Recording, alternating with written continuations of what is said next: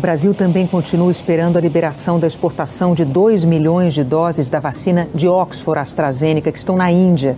Mas as relações diplomáticas entre os dois governos enfrentam dificuldades há 3 meses por causa da posição assumida pelo Brasil numa reunião na Organização Mundial do Comércio. Vocês lembram disso, né? Pois é, em janeiro o Brasil aguardava com ansiedade a chegada das primeiras doses de vacina contra o novo coronavírus.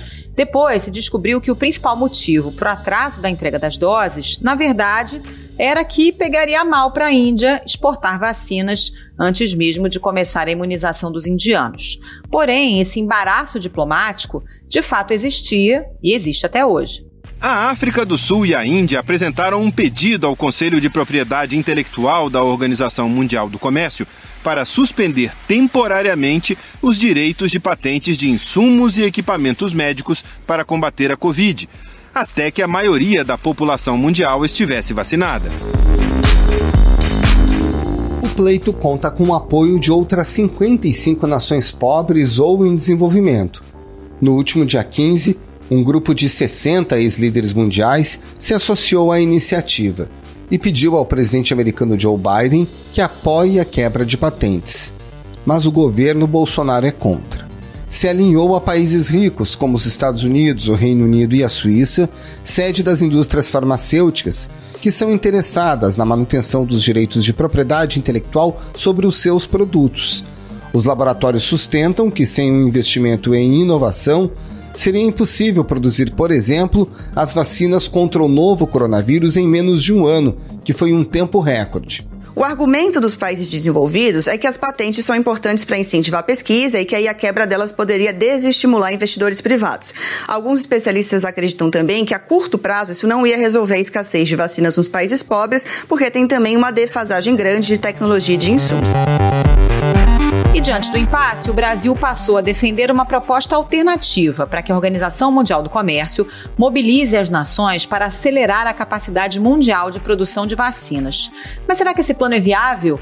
Até que ponto a quebra de patentes pode acelerar o processo de vacinação no Brasil e em outros países pobres ou em desenvolvimento? Por qual razão o Itamaraty não se alinhou à Índia e à África do Sul? Esses são os temas do Ao Ponto desta segunda-feira. Eu sou o Roberto Maltic, estou com a Carolina Moran. E nesse episódio, conversamos com Paulo Bus, ex-presidente e atual coordenador do Centro de Relações Internacionais em Saúde da Fiocruz. Fique com a gente.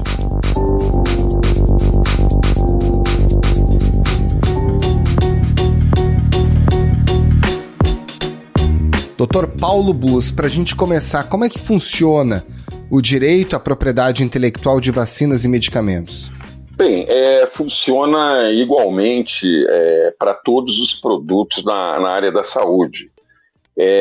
Existe uma lei geral de patentes, existe uma lei específica que se refere a produtos de saúde, porque foi assinado um acordo de TRIPS, um acordo para a proteção da propriedade intelectual e industrial de produtos no campo da saúde, mas aqueles produtos de interesse de saúde pública, eles deveriam ter uma forma protegida, isto é, que os países pudessem eventualmente ignorar ou fazer um acordo para que as patentes fossem suspensas ou uma negociação fosse feita em favor da saúde pública. Sempre que envolvesse a saúde pública, a necessidade coletiva, então, nesse caso, a patente poderia ser suspensa ou poderia ter um licenciamento compulsório, que é a mesma coisa. Quer dizer, fala-se quebra de patentes, mas, na verdade, essa palavra não existe no acordo. No acordo existe a palavra licenciamento compulsório, que é o país decreta que precisa para a sua saúde. Exemplo, aconteceu no país mais protetor da propriedade intelectual e industrial, que é os Estados Unidos da América, na época do caso que eles tinham com o Cipro, que é um antibiótico para ser usado no antraz. Vocês lembram das ameaças de antraz que aconteceram alguns anos atrás nos Estados Unidos? E o medicamento, os Estados Unidos, o medicamento não era de uma empresa americana e eles fizeram o licenciamento compulsório se fosse necessário. O mesmo aconteceu aqui no Brasil, não é? Nós estávamos numa epidemia, continuamos agora bastante melhor, mas no momento que estava mais intensa a epidemia pelo HIV/AIDS, o ministro Temporão, o presidente Lula, na época eu era casualmente presidente da Fiocruz, nós chamamos a empresa e dissemos que iríamos fazer o licenciamento compulsório de um produto chamado Efavirenz. Afinal, que não precisou ser feito porque a empresa recuou no preço exorbitante que estava pedindo. O Ministério da Saúde fez uma negociação com o laboratório que fornece os comprimidos e conseguiu abaixar 70% do preço. Então, o licenciamento compulsório funcionou também como uma espécie de estímulo a uma negociação a favor da população por meio do Ministério da Saúde. Doutor, a gente está citando aqui alguns exemplos de quebra de patentes pontuais em alguns países, mas agora estamos numa pandemia, né? Uma situação sem precedentes e o que está se discutindo é uma quebra de patentes mais ampla em âmbito mundial. Qual é a dificuldade de se fazer isso e como é que é essa negociação no âmbito da OMC? Na realidade, o que está acontecendo é uma intermediação da OMC para facilitar isso, é uma chamada terceira via, quer dizer, uma coisa é você ter a patente, outra coisa é você ter o licenciamento negociado, outra coisa é você ter o licenciamento compulsório, que é a chamada quebra de patente. O que, entre o licenciamento compulsório e a negociação que duas empresas e dentro de países fazem, vem essa terceira via, que é uma redução das exigências e um estímulo à negociação entre empresas e governos, empresas e países, enfim. Ou seja, a atual diretora da Organização Mundial do Comércio está encontrando nessa terceira via que faça a tragédia que nós estamos vivendo e a dificuldade de se ter medicamento, kit para diagnóstico, outros produtos e vacina. O que eles estão propondo lá? O que eles estão estimulando os Estados-membros a fazer? Que haja um entendimento para que as negociações sejam estimuladas a acontecer sem necessariamente ir para um licenciamento compulsório. Isso significaria reduzir repasses financeiros, por exemplo, de uma empresa para outra, significaria haver alguma colaboração no desenvolvimento pela empresa que não detém e que gostaria de desenvolver aquele produto, para que seja, inclusive, estimulado, digamos, a negociação e a solidariedade e o favorecimento. O que nós não sabemos é se essa nova intermediação da OMC, como é que os países vão entender isso, porque as empresas farmacêuticas, elas são muito duras. É lamentável dizer isso, mas assim acontece. Elas são muito duras na defesa das suas patentes. Na maior parte dos casos, as empresas farmacêuticas, elas olham para os dividendos que elas pagam aos seus acionistas. Elas consideram muito pouco, digamos, as necessidades da população mais pobre ou com maiores dificuldades. Você vê o tratamento de uma doença como a hepatite C, hoje, pode custar R$100 mil. Outras enfermidades, outros medicamentos para enfermidades mais raras e enfermidades cujo medicamento é bem recente, podem custar até muito mais. A indústria farmacêutica defende com unhas e dentes isso, né? Esse é o padrão comum. Então, o que a OMC está fazendo é tentando flexibilizar isso, reduzir essas exigências, pelo menos em relação às coisas relativas à Covid-19 e pelo menos no período de pandemia.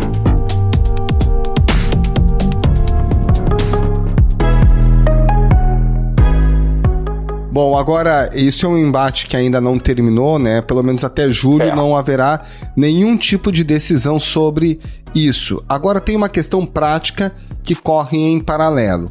As vacinas já foram desenvolvidas, a gente já tem um portfólio de vacinas do mundo, no entanto, elas já foram também compradas. A gente pega o exemplo americano mais notório, que são mais de 500, 600, 700 milhões de doses de vacinas compradas. Os Estados Unidos arremataram aí todas as vacinas, tudo. Tem uma questão de capacidade de produção. Do que adianta o debate sobre propriedade intelectual se não há capacidade de produzir mais vacinas nesse momento? Mas não esqueça, Roberto, que a questão não está terminando aqui. exatamente o que foi dito na sua consideração inicial. Então, a orientação, a tendência, a perspectiva é de que nós vamos ter essa questão continuada em relação a esta pandemia e em relação a outras enfermidades que, lamentamos todos, né, reconhecer e dizer, elas estão no cenário global, porque nós poderemos ter um outro coronavírus como tivemos o SARS, o MERS, agora o SARS-CoV-2, nós podemos ter um SARS-CoV-3, né? Podemos. Então, essa ideia, por isso, sair, inclusive, da Organização Mundial do Comércio e está se discutindo um tratado mundial sobre pandemias.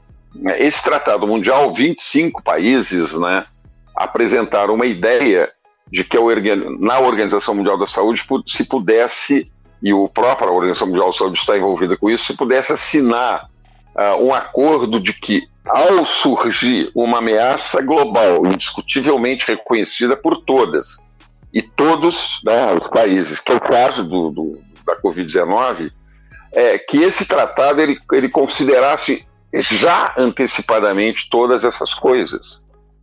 E aí as organizações das Nações Unidas, as organizações desse tipo, interpaíses como a OMC, ela responderia, ela já teria o compromisso de todas as facilidades serem colocadas para o enfrentamento da pandemia, porque haveria sobre isso tudo um tratado global das pandemias. Doutor, objetivamente, no caso do Brasil, os nossos laboratórios, Fiocruz e Butantan, já têm acordos de transferência de tecnologia para a fabricação da vacina da Covid. Qual seria a vantagem para o Brasil de uma quebra de patentes ou de algum tipo de acordo? Eu acho que, assim, imediata, eu não vejo, porque não enxergo laboratórios em condições hoje, né, de produzir uma vacina dessa complexidade aqui do Brasil. Eu diria que, mas acho que o Brasil precisa estar antenado. O que eu quero dizer com isso? Que se de imediato para Biomanguinhos e Butantan, que são empresas públicas do SUS, né, que tem capacidade de produzir, não vai alterar substancialmente, porque nós já temos esses compromissos e negociados, e quanto vai devolver, pagar, etc, etc. O Brasil está apostando as fichas em produzir as vacinas de Oxford e da China nas fábricas daqui, da Fiocruz e do Butantan, que ainda está sendo construída. Não há, infelizmente, no nosso complexo médico industrial, não há empresa capaz de produzir a vacina. Agora, globalmente, sim. E é isso que o Brasil devia se atentar.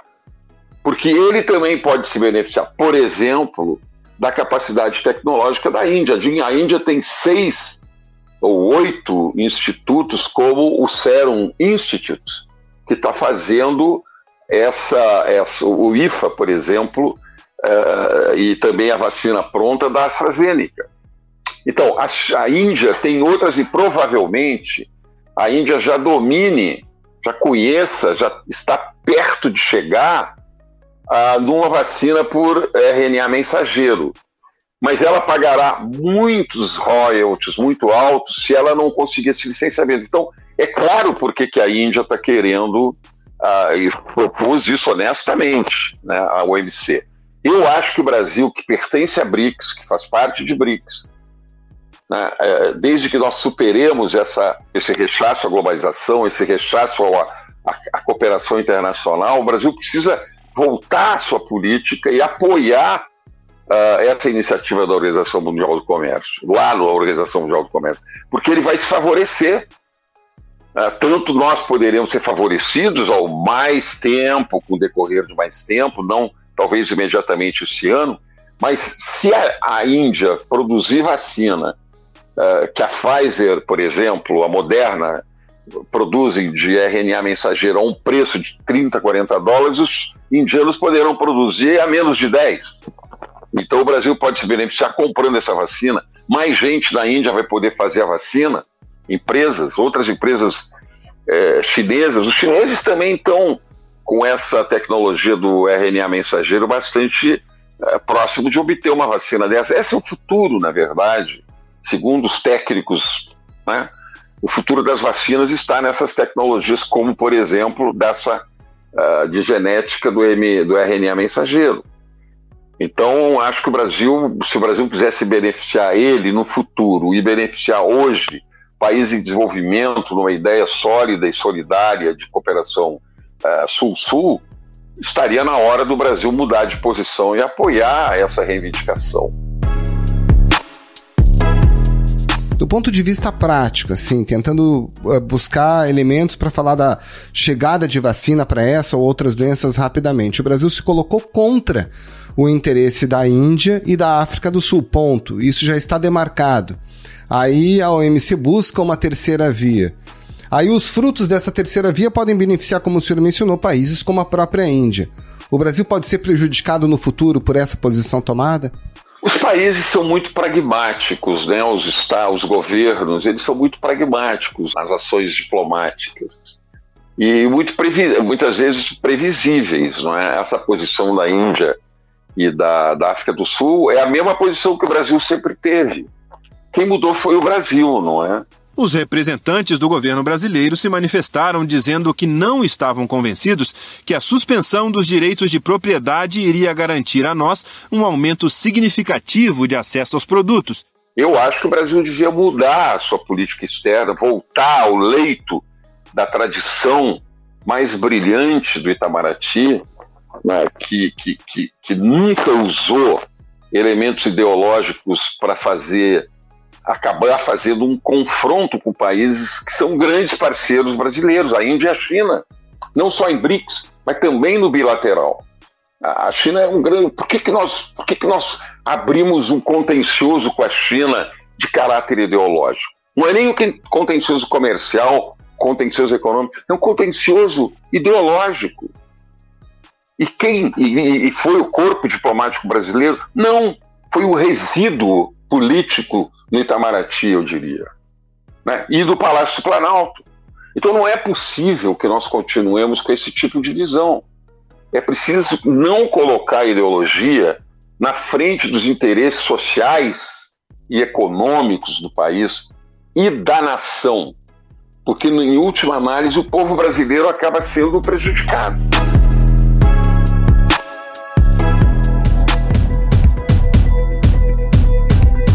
O senhor acha que existe chance de prosperar essa proposta alternativa, ou essa terceira via no âmbito do OMC? Porque o lobby é muito forte, né? Das empresas, dos países mais desenvolvidos. Será que vai ter força essa proposta alternativa? Olha, se eu não fosse uma pessoa esperançosa, né, eu já teria abdicado de trabalhar e ia me meter em algum lugar escondido. Sim, eu acho que essa chance existe. Eu acho que a racionalidade, ela sempre existe. Porque se nós estamos vivendo uma pandemia, se as economias todas estão prejudicadas, as economias desenvolvidas e as outras, né, e nós dependemos de vacina, por que a resistência? Pelo lucro imediato, e um lucro que, vamos dizer, não significará nada para a nação, senão apenas para as empresas farmacêuticas? Porque não dá para confundir empresa farmacêutica com a nação. Então, o que eu quero dizer com isso é que nós todos seremos beneficiados se mais vacinas forem feitas mais rapidamente. Nós teremos uma imunidade comunitária ou imunidade de rebanho. Quando nós obtivermos isso vai ser necessário ter vacina, nós vamos restaurar também a capacidade econômica, também a normalidade econômica, né? Então eu não consigo entender, quer dizer, por um lucro imediato de um segmento da indústria farmacêutica, biotecnológica, de vacina, nós prejudicamos toda a economia. Então, eu acho que os líderes que estão, o próprio presidente Biden, creio que em determinado momento vai cair a ficha. Olha, nós vamos entender politicamente assim, que se a gente for facilitar a expansão da produção de vacina, por facilitar a terceira via, ou mesmo suspender, que seria mais radical ainda, né, os direitos à patente neste período, né? Então, vocês vão sofrer a indústria farmacêutica, mas em compensação toda a economia vai voltar a funcionar, porque as vacinas serão mais fartas, mais fartamente produzidas. Sabe, tem que ter essa visão longe. Nós não podemos olhar o horizonte como nós olhamos o outro lado da beira do rio. Nós temos que olhar a montanha que está lá no fundo. Como é que as pessoas podem ver mais vacina chegando a esses países por meio de um acordo como esse? Eu acho que tem que haver imediatamente um compromisso, digamos, de mobilizar todos os recursos possíveis para que mais empresas e mais institutos possam preparar vacinas, fazer a finalização de vacinas. Isso não é difícil de localizar institutos que poderiam. Aqui no Brasil está se usando muita coisa.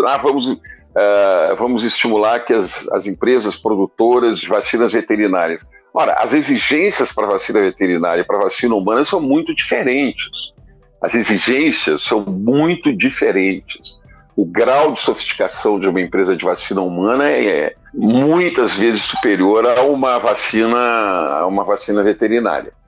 Talvez não eficácia, mas condições gerais de formulação em vase, etc., sim.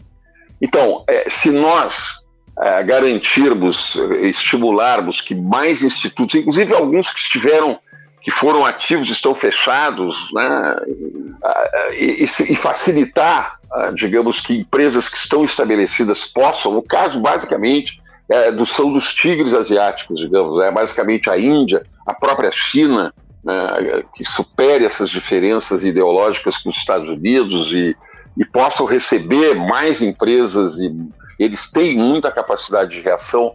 Com isso, né, se a gente conseguir por essa terceira via e por esse entendimento maior, nós vamos conseguir fazer mais vacinas. Se não nos próximos 2-3 meses, mas pelo menos num horizonte de 8 meses, 1 ano, sempre que houver essa disposição, sabe, de superar a visão do lucro imediato por uma coisa mais a longo prazo e a facilitação que essas tecnologias sejam transferidas. Como é que é essa decisão no âmbito da Organização Mundial do Comércio? Todos os países têm que concordar com o caminho a seguir? Pode ter uma votação e aí a maioria decide? Como é que se dá isso?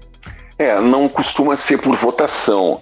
Geralmente são negociações em que se procura obter o consenso. O mínimo para acontecer é que não haja ninguém contra. Mesmo que eu não vote, mesmo que eu não declare a favor, se eu não declarar contra, pode ser implementado. Essa é uma característica dessa organização, do tipo de negociação dentro da OMC. E no caso da proposta da China e da África do Sul, houve, obviamente, manifestações contra por parte, particularmente dos Estados Unidos, né, que sempre nessas questões se coloca numa posição igual. Eu não vejo, acho muito... espero que caia a ficha para o presidente Biden, mas os democratas nesse caso também nunca são tão diferentes assim do que os republicanos, né? Esperamos que sim, temos confiança, estamos esperançosos que isso mude também. Se não houver ninguém contra, a coisa poderá ser tocada.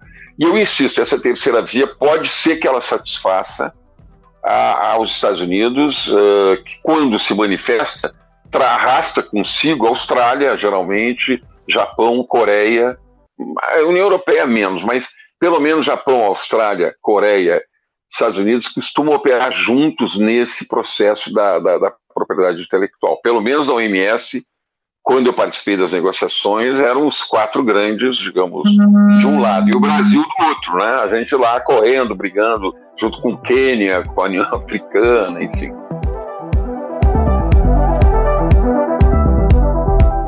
Doutor Paulo Bus, muito obrigada pela sua participação. Bom trabalho aí para o senhor. Muito obrigado, uma ótima semana. Muito obrigado, igualmente para vocês, e parabéns pelo trabalho que vem realizando, que tem ajudado muito a população brasileira a entender toda essa grande imbróglio que nós estamos vivendo, que é a pandemia pela Covid-19.